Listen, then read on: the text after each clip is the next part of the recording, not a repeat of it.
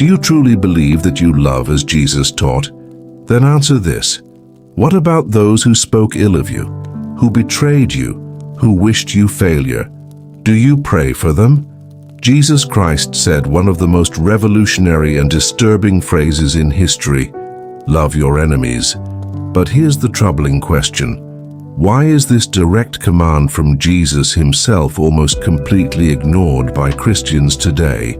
He didn't say to simply tolerate, turn a blind eye, or remain silent. He said to love. And if this sounds impossible, it's because we're talking about a love that doesn't come from us but from God. A love that confronts hatred, breaks cycles of revenge, and reveals who we truly are. In a world divided by hatred, cancellations, and virtual revenge, perhaps it has never been more urgent to rediscover this forgotten commandment. Prepare for a reflection that can transform not only your faith, but your entire way of life. To understand the explosive dimension of the commandment, love your enemies, we must delve into the context in which Jesus spoke it.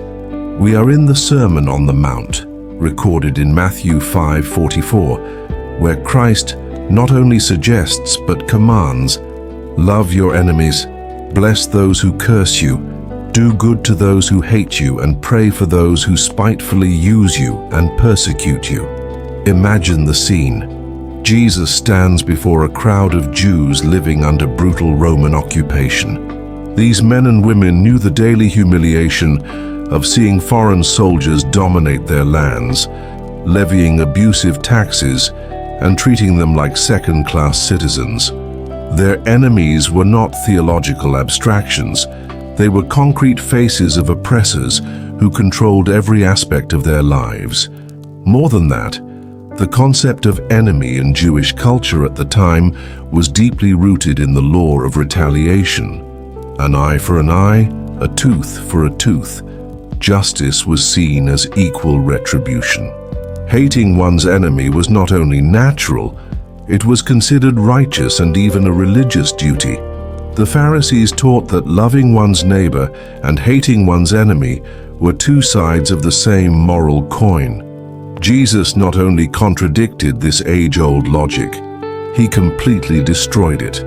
When he said, "You have heard that it was said, 'You shall love your neighbor and hate your enemy,'" in Matthew 5:43, he was citing not only oral tradition, but also confronting an entire structure of thought that defined identity through opposition to the other. The Greek term Jesus used for love is agape, not sentimental or romantic love, but the love that is a conscious decision to seek the well-being of another, regardless of one's personal feelings.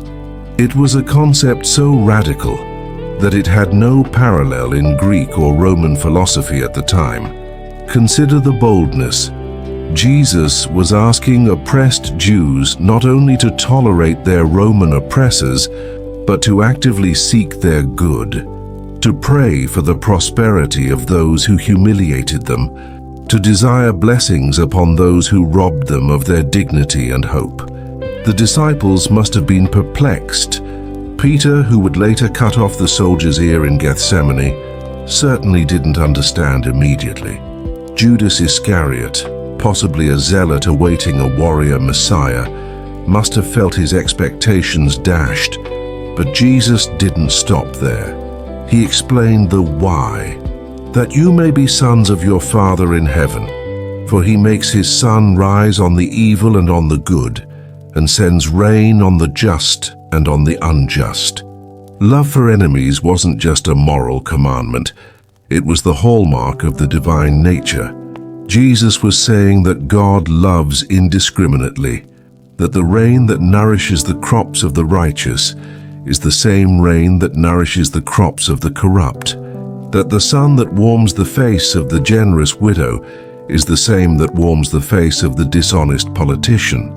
God's love transcends our human categories of worthiness. And here is the most disturbing point. Jesus made love for one's enemies not optional, but mandatory for anyone who wishes to be called a child of God. It wasn't a suggestion for mature Christians or a goal for saints. It was the basic standard for anyone who claims to follow Christ. The Apostle Paul would later echo this teaching in Romans 12:20, quoting Proverbs, "If your enemy is hungry, feed him.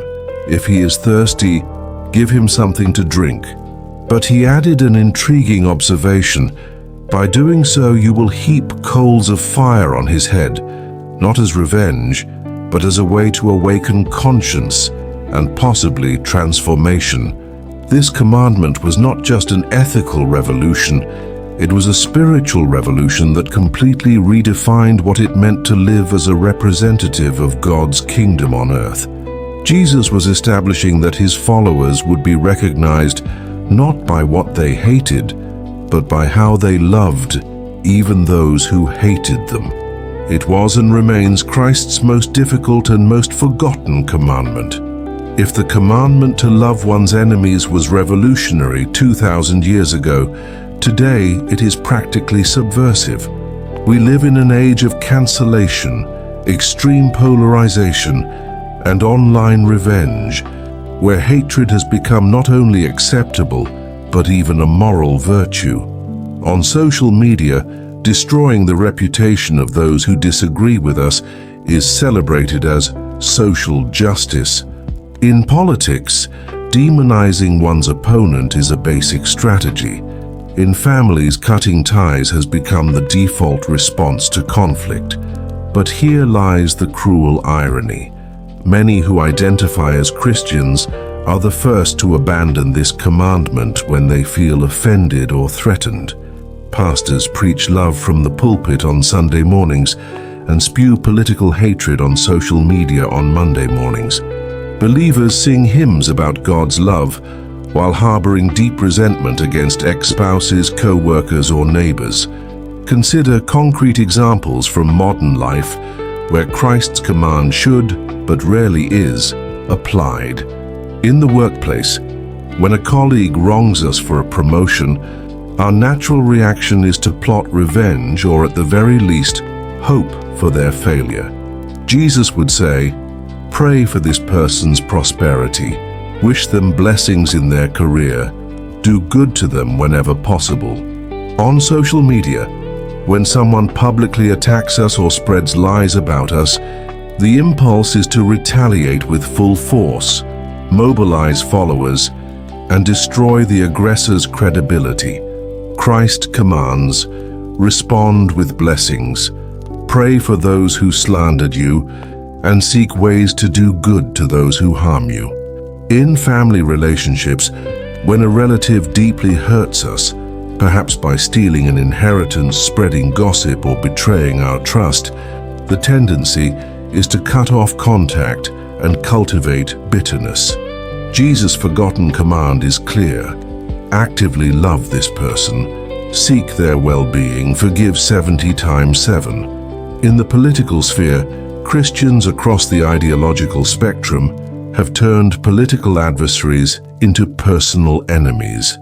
Christian Democrats hate Christian Republicans and vice versa, completely forgetting that Jesus made no political distinction when commanding love for enemies. He didn't say, "Love your enemies unless they vote differently than you." But why is this commandment so necessary today?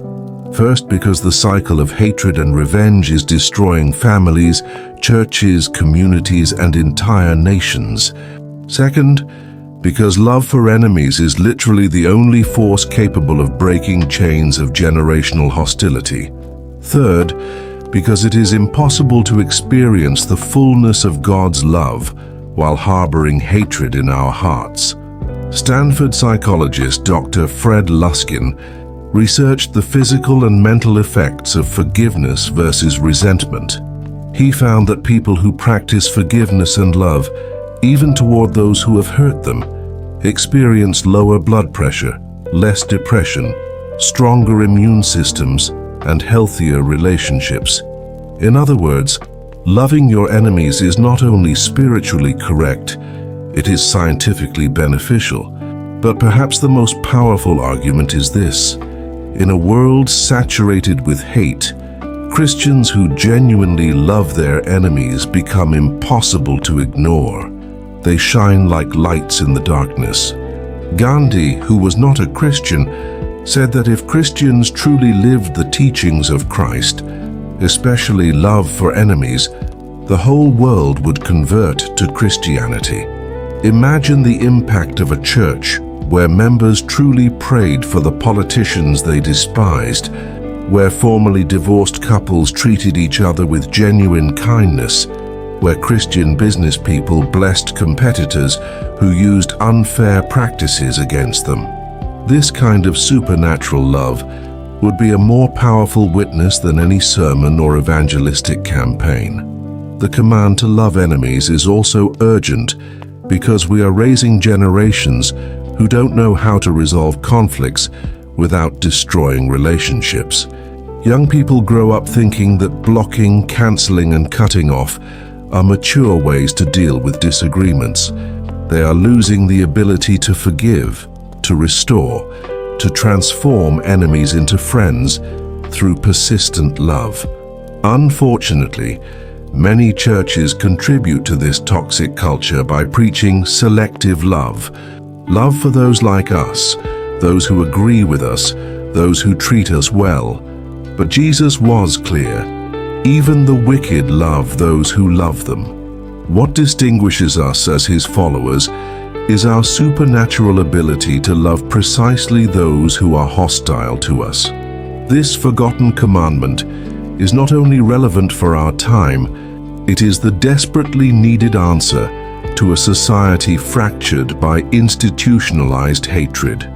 Now we come to the most uncomfortable point of this reflection. What happens to our soul when we ignore this direct command from Jesus?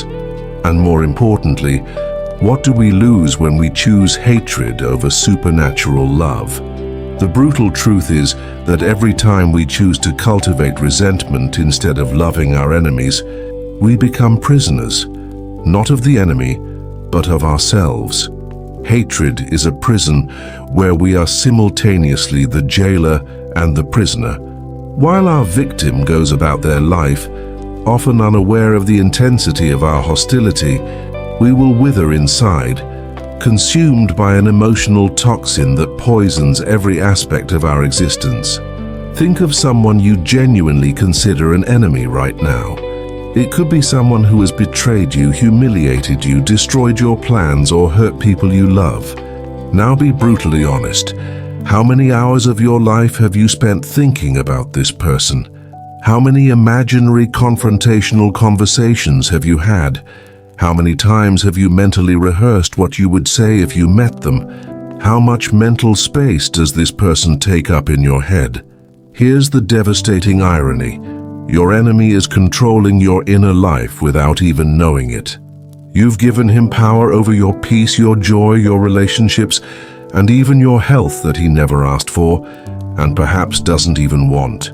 You've become a slave to someone who may be living peacefully while you waste away in bitterness. But the consequences of ignoring Christ's command go far beyond personal suffering. When Christians refuse to love their enemies, they destroy the credibility of the gospel itself. The world watches and rightly concludes, if their God doesn't have the power to transform his own followers into people capable of supernatural love, why should I be interested in that faith? Every Christian who harbors public hatred against political opponents is telling the world that Jesus isn't powerful enough to change hearts. Every church that divides over minor issues, with members hating each other, is proclaiming that Christ's love has practical limits. Every Christian leader who destroys others on social media is testifying that the transformation promised by the gospel is, in fact, superficial. The spiritual consequences are even more serious. Jesus was explicit in Matthew 6:15. If you do not forgive others their trespasses, neither will your Father forgive your trespasses. It's not that God becomes vengeful. It's that a heart closed to forgiveness becomes incapable of receiving forgiveness. It's like trying to fill a container with the lid closed. When we refuse to love our enemies, we cut off the flow of divine grace in our lives. We become spiritually dry, unable to experience the depth of God's love because our hearts are hardened by bitterness. We lose the ability to pray authentically, to worship freely, to genuinely love even those closest to us. But there is hope, and it is glorious. The same Jesus who commanded love for our enemies also supernaturally empowers us to obey. He doesn't ask us to do something impossible. He offers us his own heart to love through us. Loving our enemies begins with a decision, not a feeling. It's a conscious choice to seek the well-being of those who have wronged us, regardless of our natural feelings. And here's the miracle. When we begin to genuinely pray for our enemies, when we actively seek ways to bless them, our hearts begin to transform. You might be thinking, but that's impossible. You don't know what so-and-so did to me. And you're right. Humanly, it's impossible. But spiritually, through the power of Christ, it becomes not only possible, but liberating. Imagine what your life would be like if you truly loved your enemies. Imagine waking up without the burden of resentment. Imagine meeting that person who hurt you so much and genuinely wanting the best for them. Imagine the freedom of no longer needing to rehearse confrontational conversations or plan subtle revenge. This isn't just a theological possibility. It's a practical promise from Jesus.